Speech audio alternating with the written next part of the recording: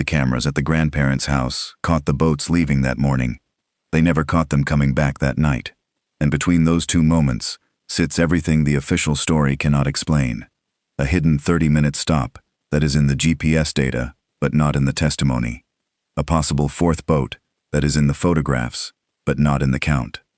A voicemail that changes who was going where. And the woman who found all of it says this is now the third time she has had to make this video because they keep taking it down. So put the phone down, turn the volume up, and pay close attention. The details in this one are not the kind you catch half listening. You're watching ColdCase Watch Central. We track active cases, we follow the evidence, and we do not look away when the footage goes dark. In today's watch, the Nolan Wells case, Part 2. If you're new here, subscribe and tell us where you're watching from. Now let us get into it. Every cover-up starts the same way, with a map that doesn't match the story.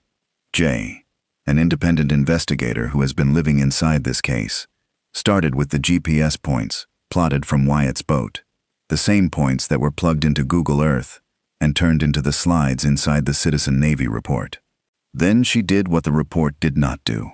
She overlaid those points on top of research she had already built on her own, and it should have been simple. It was not. Line up the islands and the rest of the map would not match. Line up the marina and the islands drifted. Hours of work. Nothing seated cleanly. Her instinct, and she says this is alleged and she cannot prove it, is that somebody manipulated the image to cover something. So she did the only honest thing left. She locked onto the top half of the map, the marina and the grandparents' house, and she followed the boats. And the boats tell a story. The track runs right next to the marina, connected to a man named Marty McGrath, the same man Katie McCormack says she caught a ride home with. It juts out toward a dock, as if a boat was pulling up to it. It passes two houses where a vessel appears to slide into a private dock. Then it runs all the way down through a narrow lock area to the bridge. Why go all the way to the bridge just to turn around? Because right there sits a large fishing pier, and right next to that pier sits the Ocean Springs Yacht Club. Hold that name. It matters more later than it sounds like it should. Because a lot of these families are connected to that yacht club, and the more Jay followed the water, the smaller this world got. Then, before going any further, Jay said she wanted you to hear something. A recording that has been circulating. It has not been authenticated. She says as much herself. But she says it sounds genuine to her, and it works with her data. Y'all ready for today's Nolan Wells info drop? So first off, we remember these GPS coordinates that were plotted for us, remember? Those GPS coordinates were taken from Wyatt's boat and they were plugged into Google Earth and they developed a PowerPoint slide that we saw there that mapped out all of the points. So I decided to overlay those Google points on top of the points of the research that I'd already been doing. I discovered some interesting stuff because if they were just overlaying it on Google Earth, it should have been easy as cake, right? Well, I cannot tell you how many hours I spent trying to perfectly overlay this. Like, look at the islands in the middle here. I get them lined up and then other things won't match up. Like you'll notice, like I said, these islands, look, they aren't moving, but everything else around it isn't working. So right away, my instincts are telling me that somebody manipulated this image to cover something up. Of course, that is alleged. I can't prove that, but you know, it's supposed to just overlay. So honestly, I just did the best I could and I mostly just focused on the top half, trying to get like the marina and the grandparents' house they went to all line up. So now we can really follow which way this boat was driving and the kind of stops it seemed to be making. And if you'll notice here, it goes right next to that marina that I was telling you guys about with the Marty McGrath, which is who, according to Katie, that she got a ride from. So they passed the marina, and as you can see, it juts out almost like it was pulling up to this dock. And then there's these two houses here, especially this house, where it seems like the boat pulled into the docks there. Then it went all the way down here. There's a little like lock area here, so you have to go through here. And it went to the bridge. And I was like, why did they go all the way to the bridge to turn around? But it turns out right here is a big old fishing pier. Then right next to that is the Ocean Springs Yacht Club. And a lot of these families are connected to the yacht club. But before I go on, I want to play a portion of this audio that's supposedly like a voicemail that has been going going around. It hasn't been authenticated, but it has important information. Because I'll be honest, it sounds genuine to me, and it works with my data. So hold on. But he was like, oh, I'm just going to go back with Katie. And we'll be right behind y'all. We were all going to the same house, the same place. He was like, I'll be right behind y'all. Y'all go ahead without me. I'll see y'all. Like, I'm literally going to be right behind y'all, whatever. So, Wyatt and all them left because they were like, okay, you're just going to go with Katie, whatever.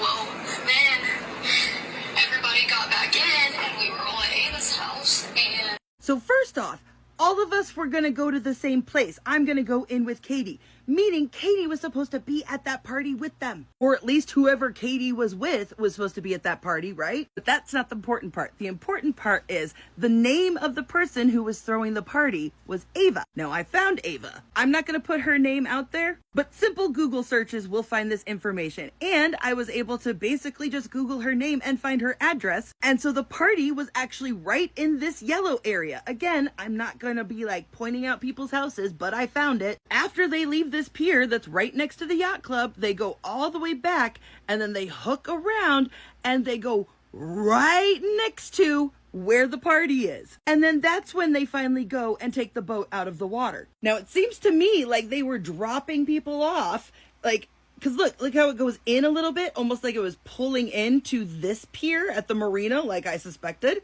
And they were just making the rounds, dropping people off before the party. Now, her family and Wyatt's family, Warren's family, they're all connected. They're also part of the yacht club stuff. All of these rich families are super close, super connected. They're taking each other's kids on vacations, etc. Well, like just in May, there was a joint birthday party. In the background of this birthday party from the beginning of May, there's Warren's mom, there's his little brother, and right there in the background is the mayor of Ocean Springs, Bobby Cox. In fact, here's another picture of him from the party, just in case that profile view wasn't enough for you. Oh, and he was tagged in the picture. Oh, and remember Lieutenant Carone, the first person on the report that we see when Nolan's mom called him in missing? Well, as it turns out, someone that he's related to, I can't pinpoint exactly how the relation is, but their maiden name is the same as his last name. Yeah, turns out they have the same last name as who? The girl whose party it was. And I have confirmed that that woman is mutual friends of the mother of the girl who threw the party. And I'm gonna go ahead and just wild guess theory, this is alleged, but I'm gonna go ahead and guess that the reason they waited so long to tell the mom was they were waiting to make sure that he was on shift. And this is why I'm thinking more and more that they brought Nolan back to the house.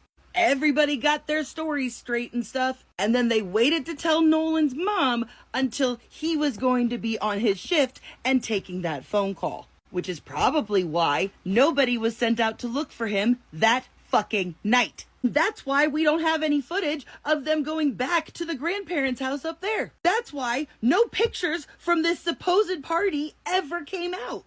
We are not presenting that recording as evidence. We are presenting it as a question, the same way she does. Because the voice on it says the one thing the official story never did. We were all going to the same house. In the official story, Nolan stayed behind on the island while his friends went home, but the voice on that recording says everyone, including the speaker and Katie, was headed to the same place, a party, and Jay found the party. It was hosted by a young woman she calls Ava. Jay will not publish her address, and neither will we, but public records put that party inside the same zone the boats kept circling. After they leave the pier next to the yacht club, the track hooks around and runs right past where the party was. Then, and only then, does the boat finally come out of the water. To Jay, it reads like a drop-off route, making the rounds, putting people down before the boats get put away. And the families at that party are not strangers. Katie's family, Wyatt's family, Warren's family, connected, close. Yacht club members, taking each other's kids on vacations. In a joint birthday party from early May, Jay found Warren's mother and his little brother in the background, and tagged in the same photo, the mayor of Ocean Springs, Bobby Cox. A birthday photo proves nothing by itself. But it tells you how small this world is. Remember the yacht club. Keep holding it. Then Jay pulled the thread that ties that small world to the night Nolan went missing. The first name on the report, the officer who took the call when Christine Wansley reported her son missing, is a lieutenant. Jay found a woman connected to that lieutenant, same last name, mutual friends with the mother of the girl who threw the party. She cannot pinpoint the exact relation. She says so, but then she asks the question that follows from it. What if they waited to tell Nolan's mother until that officer was on shift? What if the group brought Nolan back, got their stories straight, and only then made the call to the person they knew would take it? It is a theory. She labels it a theory. But it would explain why nobody was sent out to look for him that night, why no footage exists of the return, why no pictures from the party ever surfaced. And it would explain Katie, because Jay matched swimsuits. Katie's own Snapchat shows her in a teal swimsuit, beside a friend in a blue and white stripe. In the video of the 3 boats, a girl in a blue and white stripe stands on Bart's boat, and right beside her, same long wet hair, a girl in teal. In the video of the boat being towed, teal swimsuit, white hat, and on the shore, right after the fight, red trunks. Jay's conclusion, offered as visual analysis and nothing more, is that Katie was not where her story says she was. She was with the group, leaving with the group. Then one last detail on the route. The report says the vessel headed southwest toward St. Martin Bayou. In St. Martin sits the Biloxi Bay RV Resort and Marina, co-owned, according to Jay's research by that same name, Marty McGrath, a massive dock sitting far out in the water, right next to the grandparents' house. Hold that house too. And here is the number you should not forget. The trip to that boat ramp took 45 minutes by boat. By land, it takes about 6. 45 minutes to travel a distance that takes 6. In a case built on timelines, that is not a detail. That is a siren. Then she built the full timeline, and the story started contradicting itself out loud. 3 boats, 2 stories. One afternoon that doesn't fit either. Jay's timeline starts with the boats in the group that day. The Palm Beach, the Triton, and the Tideline. Warren said they arrived at 10:30, even though the GPS dropped its waypoint at 11:19. He said all 3 boats anchored up next to each other, and around 3, the fight. Traston tangling with a stranger who did not like how he was talking to his girlfriend. An uncle yelling to get in the boat. Warren's own brother pulled into a scuffle of his own. Warren said they got there at 10:30, even though the GPS said that they dropped their waypoint at 11:19. He said the Tidecraft, the Palm Beach, and the Triton were all anchored up next to each other. About 3 o'clock, he gets into a fight with some stranger who didn't like the way that he was talking to his girlfriend because, look at the way he was talking in this interview, I don't blame them. And they had a fist fight. His uncle was like, "We're getting the hell out of here." I remember at one point in time, I look over and I see my uncle, and my uncle's yelling at me to get in the boat. I stopped fighting. As soon as me and him made eye contact, I got an uncle. I got in the boat. Then Warren says that his brother was also involved in the same fight. They'll come up to me and say, "Hey, your brother just got in a fight." And obviously, I have a younger brother, and that's what she was talking about, and I was freaked out. So I walked over to the beach, and I didn't walk over. I ran over. I made a beeline. I didn't talk to anybody, put my drink down, and walked over there. And my brother was kind of angry, and there's a lot going on, but someone was getting pulled away. I don't know who it was, and my brother was like, "Oh, I just got in a fight," and this guy punched me in the face, and I punched him right back. And then went to the ground. My brother put him in an armbar. And was Nolan involved in any of this? Absolutely not. When I was over there, there was a bunch of younger guys like my brother's age, and Nolan. I never saw Nolan over there. No. Absolutely not. And okay, sorry, I just lost my. So you get ready to go. There's an issue with the boat. Okay, yeah. And this is up to that. So the fight happened. You got your brother, the scuffle. I'm assuming that it was cleared up. Right. You got your brother out of this situation, and then After the fight, the boat story begins. And this is where Jay, who grew up around boats, starts shaking her head. Warren said he got on the Triton and found about 6 inches of water at the transom. The bilge was failing. A buddy was pulling trash out of it.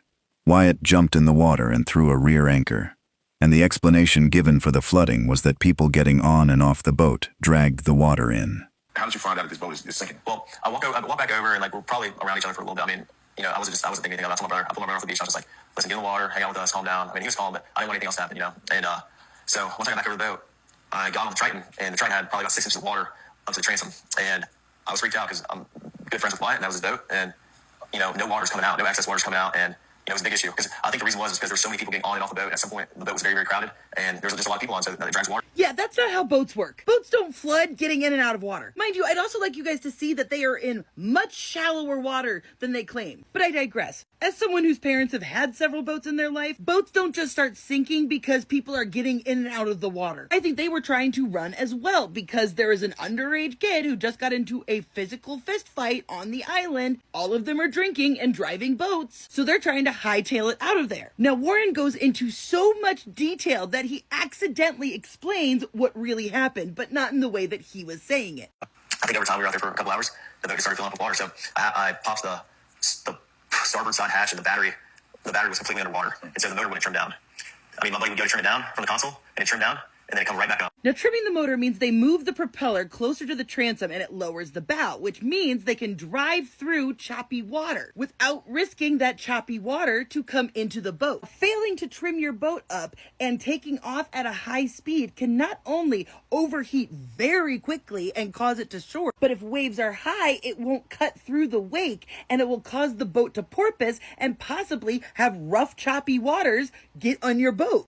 So, I mean, on the way out there, it was pretty calm. I think it was blowing like 3 or 4 knots. I mean, the waters were clear. It was a great day to be on the water. Sunshine, not cloudy at all. And I mean, it was a great day to be out there on 4th of July. And so, I mean, we followed each other out, and I mean, it was calm. It was calm. On the way back, it was a little more rough, but it was not anything all my buddy's boats couldn't handle, or like it wasn't like we were getting beat, really beat. Now, as you can see, it is tilted up here in the back, and look how low the front is. He admitted that they hit choppy water at one point, so not that hard of a stretch to think that the water started coming over the boat, and that's when they were in trouble. That's when the bilge pump stopped working. Because Warren, when they claimed that they were leaving and he was jumping into action because it was sinking, he says this. Maybe disabled so when you could get it out from Horn Correct. Island. So what happens after that?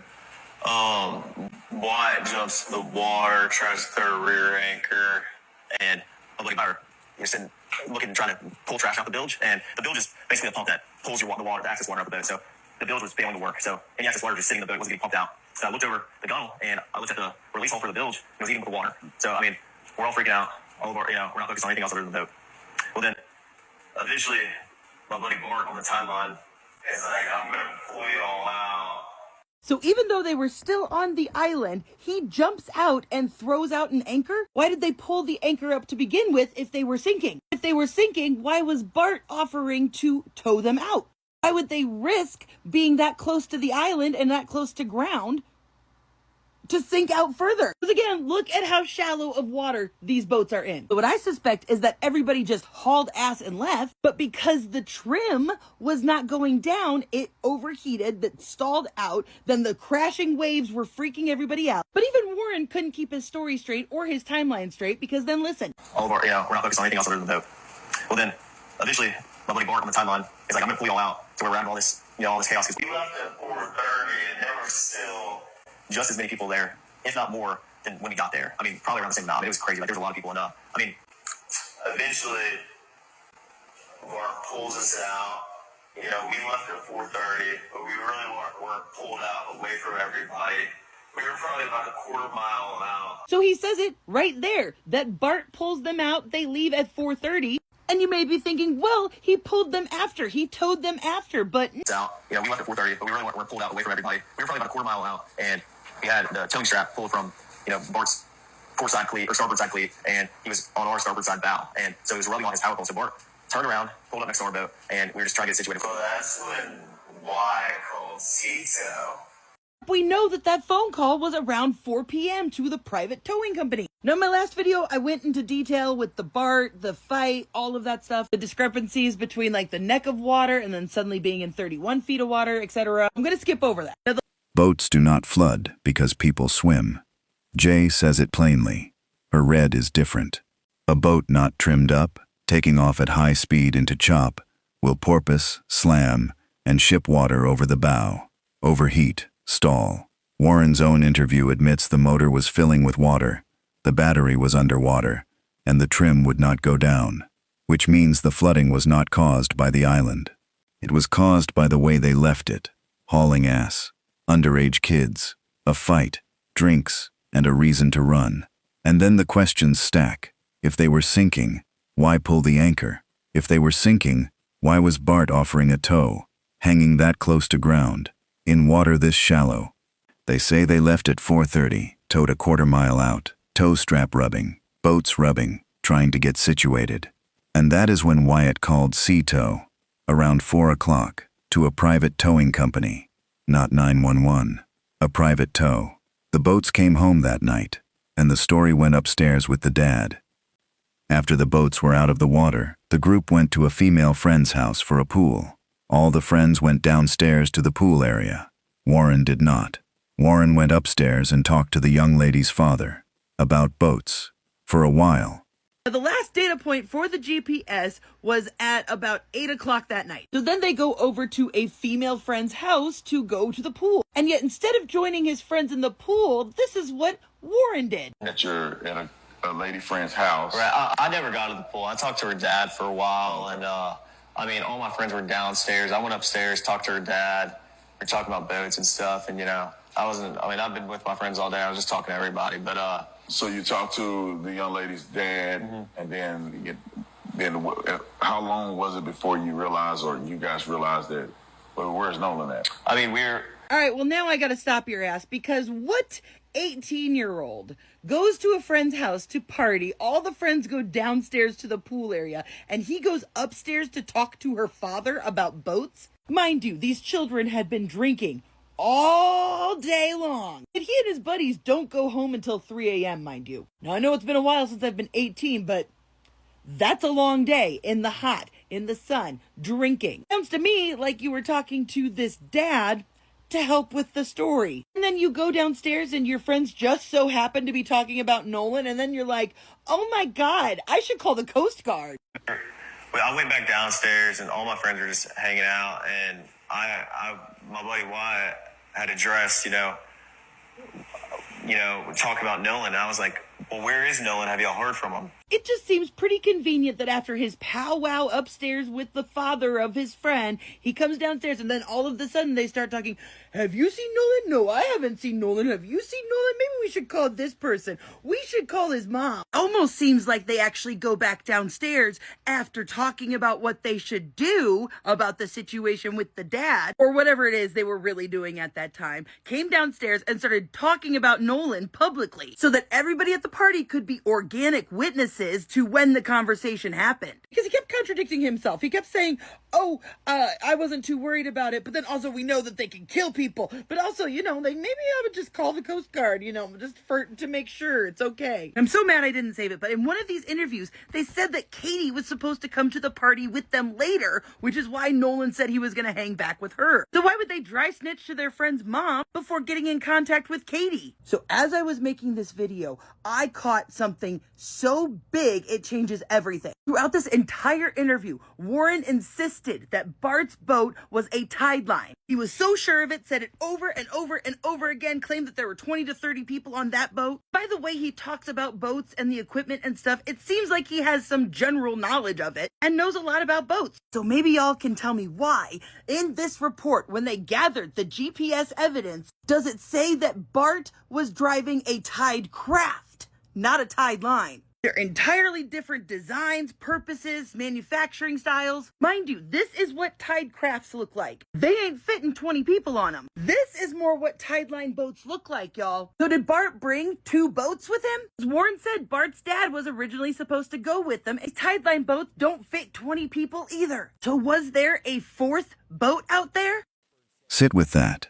An 18-year-old, at a party, after a day of drinking on the water, while his friends are downstairs at a pool, goes upstairs to talk to a father about boats. Jay's red is blunt. It sounds like a story being built, not a teenager killing time. Because when he finally comes back downstairs, his friends just happen to be talking about Nolan. Where is Nolan? Have y'all heard from him? Maybe we should call his mom. In public, at a party, where everyone in the house can become an organic witness to the exact moment they realized he was missing. And the contradictions keep coming. In one of these interviews, it was said that Katie was supposed to come to the party with them later, which is why Nolan said he would hang back with her. So why would they run to a friend's mom before ever contacting Katie? Why dry snitch the girl their whole story depends on? And Jay keeps returning to one sentence that will not sit still. He kept saying he wasn't too worried. But he also kept saying, maybe we should call the Coast Guard, just to make sure. Not worried, and calling the Coast Guard. Both cannot be true. But the biggest crack was not in that night. It was in the boats themselves. Throughout his entire interview, Warren insisted Bart's boat was a tide line. He said it over and over. He is a guy who talks boats like he knows them. So maybe someone can explain why the report, when it gathered the GPS evidence, says Bart was driving a tide craft. Not a tide line, a tide craft. Entirely different designs, different purposes, different manufacturing.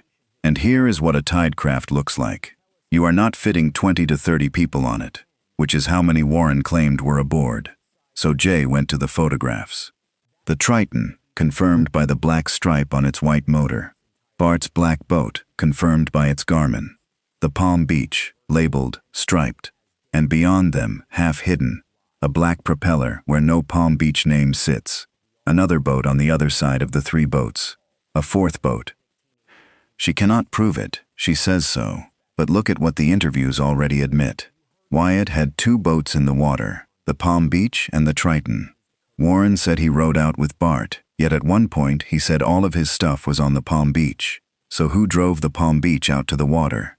And what parent lets a kid heading to a party take two family boats and hand them to drunk friends? Then the people. Warren said he called Bart that morning. Bart's dad had decided not to go, and Bart suddenly agreed to carry 10, maybe 15, 16 people, on a trip planned for weeks. Where were those people originally supposed to ride? Something is not adding up, and Jay's quiet suspicion is the one nobody has said out loud. She thinks there was an adult somewhere in this mix. It would explain how quickly they thought on their feet. It would explain the sea tow call.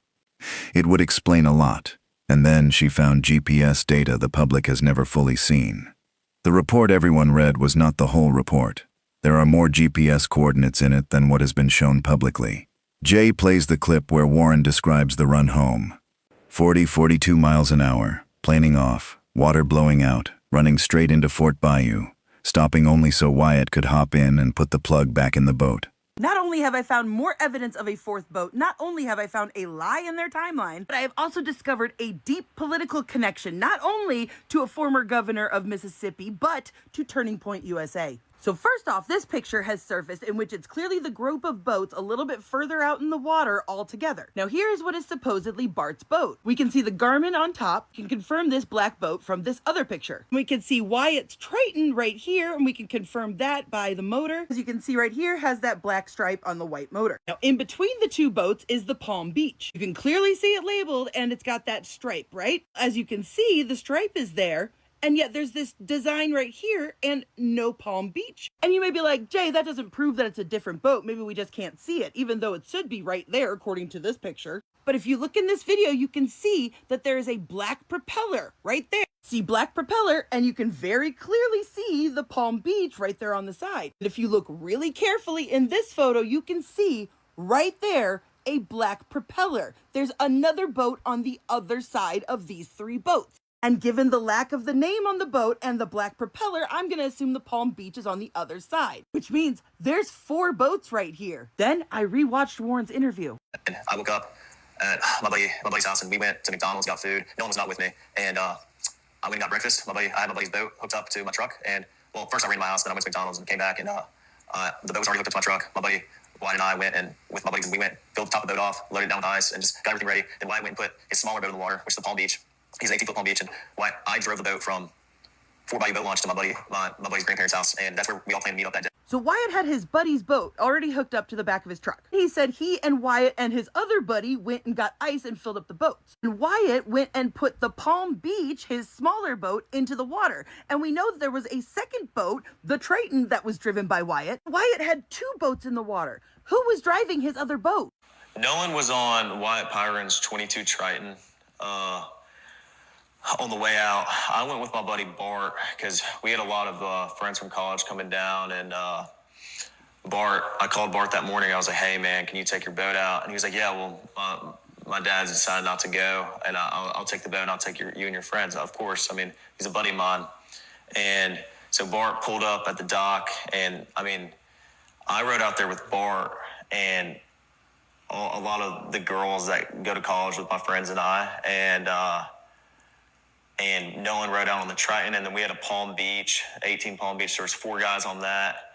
There was like 8 people on the Triton, and then there was 8 or 9 people on the Triton, and then there was the rest of the group, which was probably ranged from maybe 10 to 15 or 16 people. Now, wait a minute. So Warren already had a boat hooked up when he woke up that morning. I'm assuming that that had to be the Triton that was hooked up, right? Then he said that Wyatt went and put his smaller boat, the Palm Beach, into the water. Then Warren said that he was the one who drove the Palm Beach to their friend's dock. Assuming that Wyatt drove the Triton to the dock and Bart drove his own boat to that dock, who drove the Palm Beach out to the water then? Because he said that he got a ride in with Bart, even though at one point during the interview he said all of his stuff was on the Palm Beach. So it sounds to me like Warren was the one driving the Palm Beach. I'm also like, what parent would let their kid, who's obviously going off to party, take 2 of their boats and let their drunk friends drive? Like, it isn't making sense to me. I mean, maybe these parents are just shitty parents and irresponsible. Then he also said that he contacted Bart that morning to see if he could come, and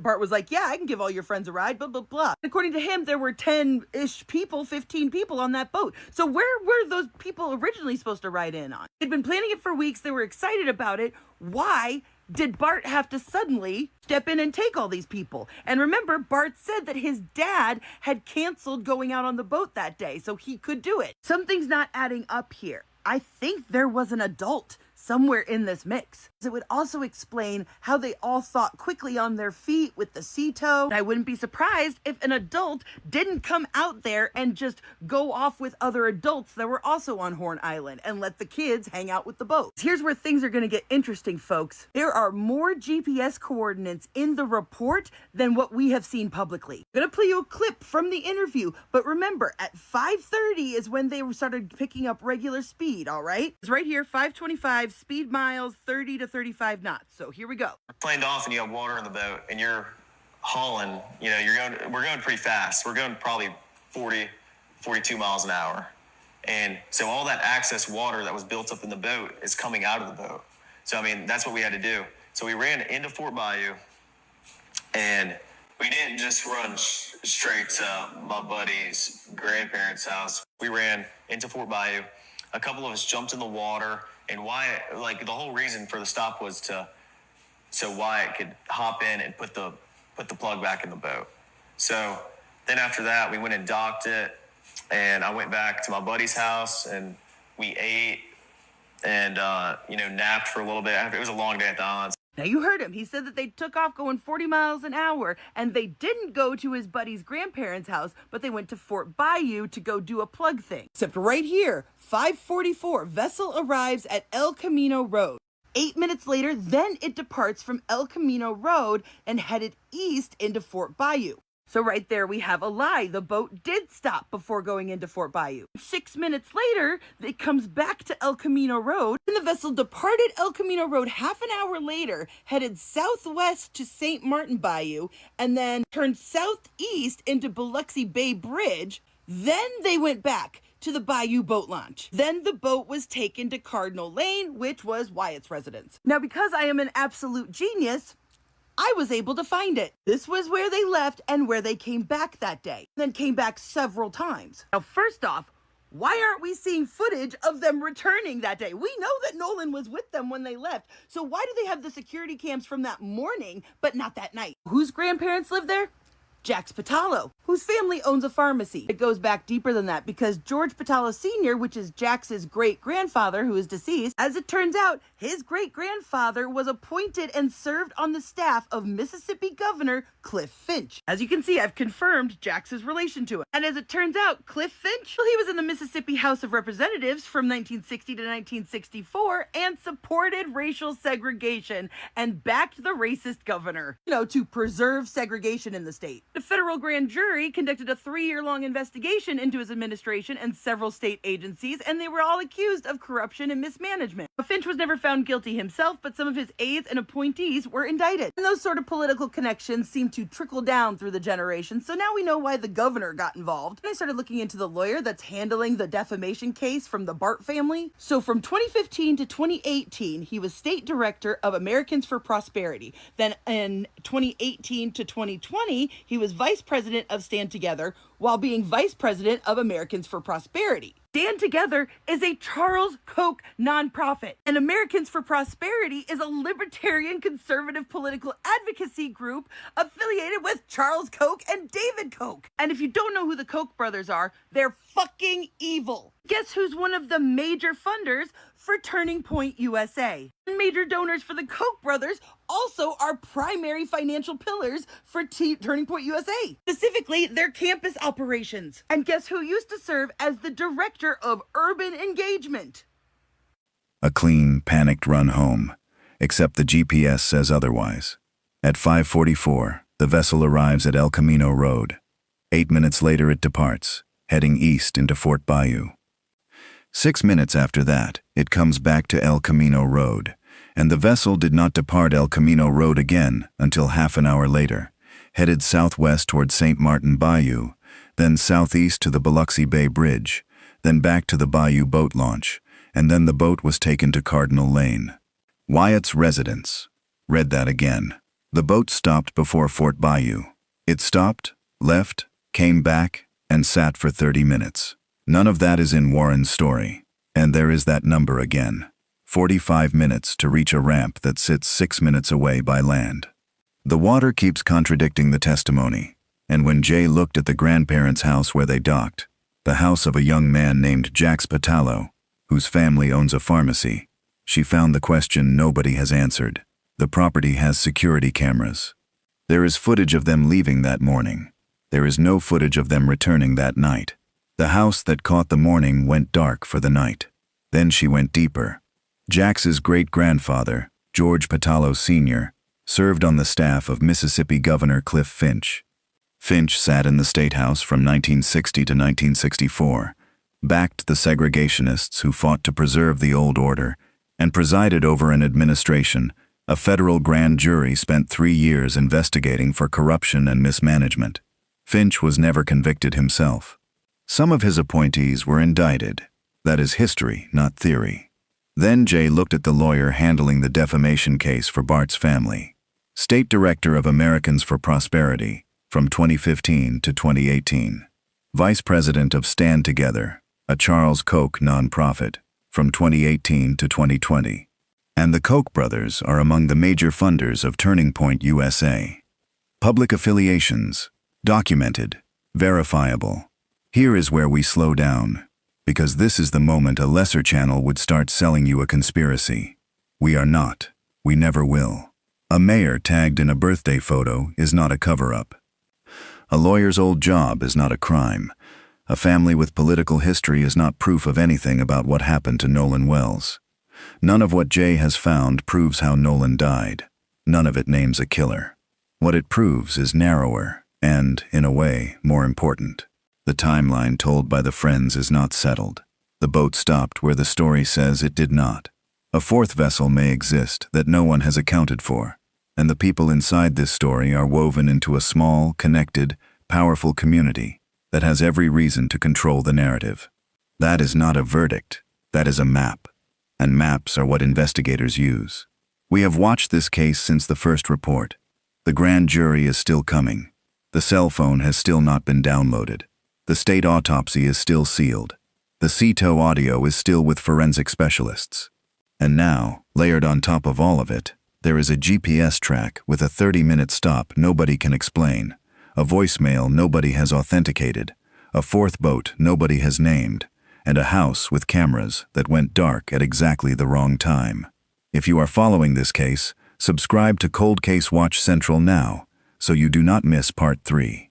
And leave one comment below. Which thread should we pull first? The voicemail, the fourth boat, or the house?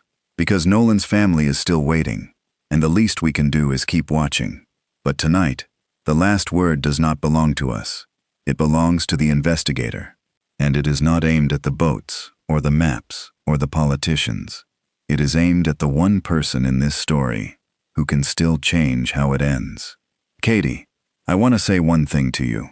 You're young, and I know you don't realize this yet, but these are not your friends. Be a hero. Do what's right.